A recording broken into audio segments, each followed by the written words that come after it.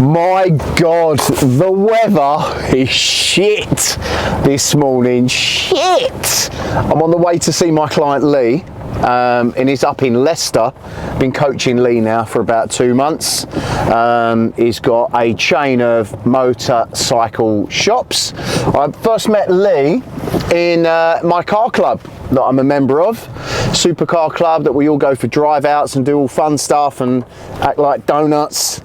But it's great. I'm going to take you along for the journey on those drives, I'm sure. But I'm off to see Lee. One of the things that Lee's been struggling with the most is a bit of a detachment from the business.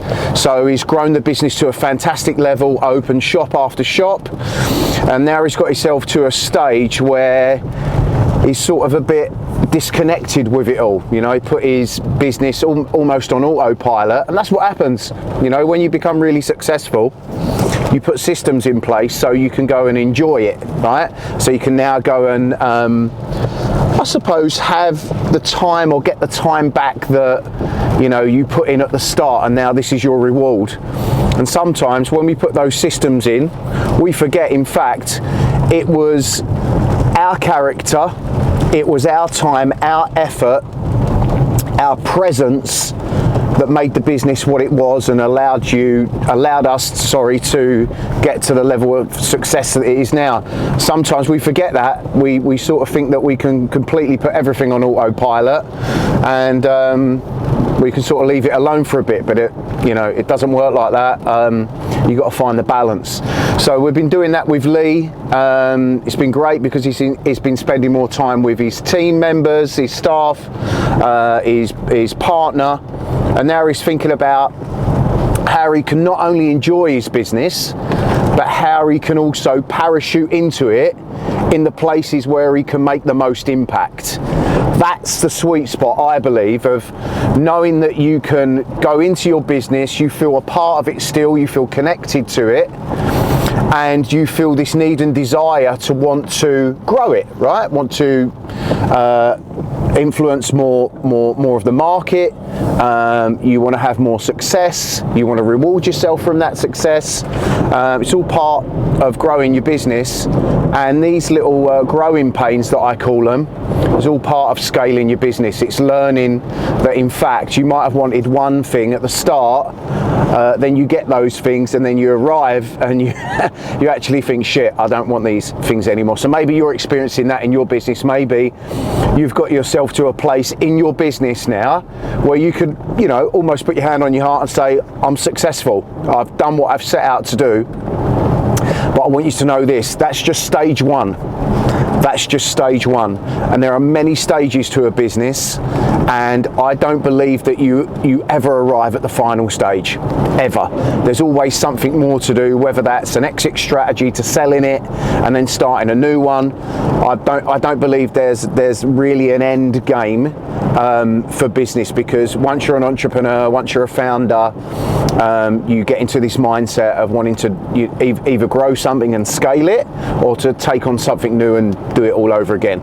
Anyway, off to see Lee now. Beautiful meeting spot. I'll show you as I pull up. Absolutely stunning. I probably won't be able to get any footage of the session that I'm in. Might be able to get you to say hello to Lee, maybe not. A lot of stuff that I do with my clients is confidential, but I like to share this sort of stuff as much as I can within reason, because I can't share too much about my clients and what we talk about, but I can give you some insights. Anyway, come with me on the way to Leicester.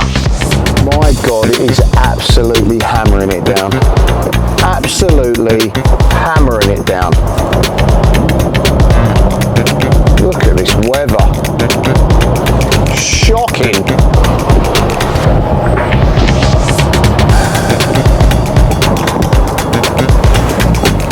Traffic. I don't normally leave this time in the morning. I'm either leaving super early or about 10 o'clock to beat the traffic, so I've never really gone this time. It's saying 8:40, which puts me 10 minutes late. I'd like to say I could make up that time. Let's see. Loads of people ask me, Tim, what car do you take on journeys like this, seeing as you've got a few cars? Well, if I had my own way, I would be taking today a little John Cooper Works Mini that I bought for my wife. I bought it about a month ago. It is the best little car. I don't know whether anybody's got or experienced a new Mini before, but I'm telling you, this little car is unbelievable. It's fully loaded. It's got it's got Apple CarPlay, heads-up display. It's got full panoramic roof. I think it's got the chili pack or chill pack that Mini call it. The night pack, full, obviously, like John Cooper Works kit and seats and all that stuff. And I absolutely love it. And the Minis drive so well. They're so smooth and linear. I don't know what they've done, how they've done it, but I absolutely love it. But this is the workhorse. This car for me is such a fantastic car to go on long journeys with. This is a Mercedes C-Class 250 Estate, right? It's a diesel, and it's done about 70,000 miles, and I bought this in the summer. What I love about this car is I can put all of my camera kit and stuff when I'm filming. Working on a big project at the moment, so that is playing dividends. Honestly, it really is. This car for that is amazing, because you can hang out the back of it and stuff and do all these creative shots. Not that I do that, but the videographer, he loves it, so he hangs out the back and we do these drive-bys and all that. It's brilliant. It's really good. Then I can just chuck the dogs in the back as well, which I love, because it's an estate. I put the seats down. If I need to take them to the vet or anything like that, they go in this car, and that's, you know, that can happen often. If you've got 6 dogs, chances are once a month you're probably going to need to go somewhere. So it's great for that, great for shopping, great for road trips. So that's why I use this car. Absolutely love this car. Do you know any other long journey cars that are in the 16 to 17 grand marker budget? What would you get if you had about 15 to 16, 17 grand, something like that? What would you get if you was doing journeys like this, back and forth to London? Obviously I live in the Cotswolds, so I'm back and forth to London on a Wednesday. I shoot up to Leicester as I'm going today, Northampton, that sort of stuff.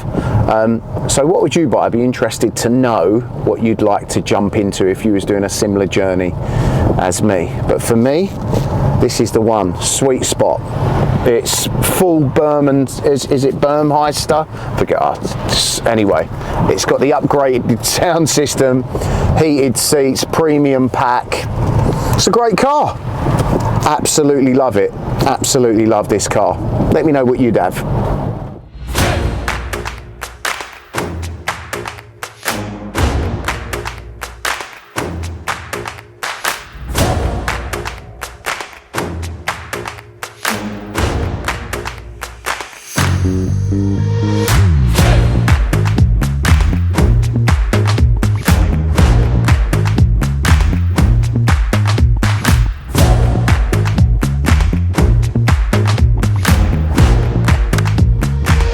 We've arrived on a very wet Friday morning. Lee's running a bit late because the weather's just absolutely shocking, and it's normally a much nicer drive in, but it was killer. Got 2 marks here where I wear my glasses. Don't know whether you know that I wear glasses, but they're very like serial killer type glasses. People take the piss out of me for these, but they work a treat. I quite like them. Yeah? I quite like them. They're nice, I think, anyway, but I get ripped for them quite a lot. But on a journey like this, I need them. And the reason that I wear these glasses is because in my left eye I've got a really bad, I think it's called a stigma, and it's really bad. I'm basically going blind in that eye quite severely, so I have to wear those glasses. Anyway, I would love to be able to get some content with Lee today. I probably can't film in this place anyway. It's a beautiful place. I'm definitely going to show you what it looks like walking in as I lead up to it and stuff, so you can see the sort of places that I meet my clients and whether that's sort of in alignment with you and the type of places that you like to meet. And maybe you're looking in at watching this video now, asking yourself, should I be coaching with Tim? Should I be doing some work with him?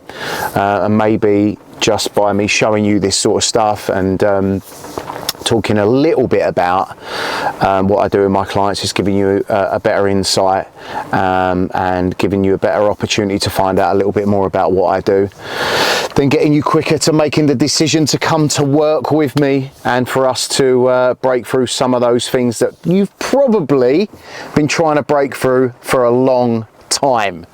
Anyway, I'll catch you on the journey back. I'm sure I'll give you a little bit of a summary, a rundown of what happened in that session. But for now, I will see you all very soon. One thing to show you before I shoot in, look at the temperature, how it's dropped up here. 3 degrees. 1 hour up the road, 1 hour.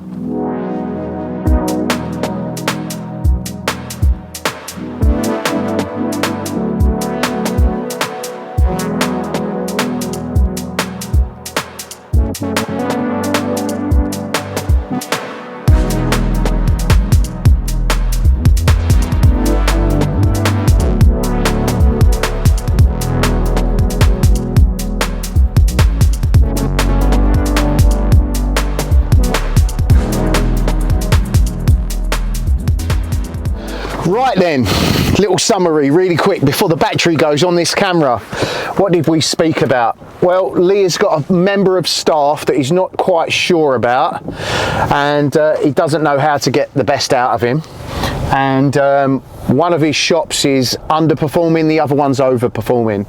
So in a nutshell, we went through the benefits, the pros, the cons, the value that this person adds into the business. And I asked him, in an ideal world, who would he like to replace him if he could? And he said, well, we didn't really want anyone to replace him. He would just like him to get faster, more effective and more efficient. So what we decided on was that this particular person ends up going into the other shop to shadow some of the top performers so he can get an idea of what it takes to be more effective and more efficient. And one of the things that I mentioned to him was that, you know, sometimes it's not just about being faster, it's about the value that you add outside of the pace. So maybe you've got a team member in your business that's maybe not pulling the weight in the right areas in the way that you think, but also maybe there are people in the team that you can get him to work with that can bring the best out of him. Maybe you need to spend some more time as a business owner in developing him, supporting him, coaching him, guiding him, and taking him to the next level, right? That's part of being an owner. Sometimes you need to parachute back in and help these people. Maybe you didn't give him enough support when you introduced him into the business. Maybe his induction wasn't to the level of the other people, or maybe he's just not a good asset. Anyway, loads of stuff to think about for Lee. Action points that we agreed on was to put the guy in the other shop, test it for 90 days, get feedback from the other guy that's doing really well, and slowly develop this person into the member of staff that he wants him to be.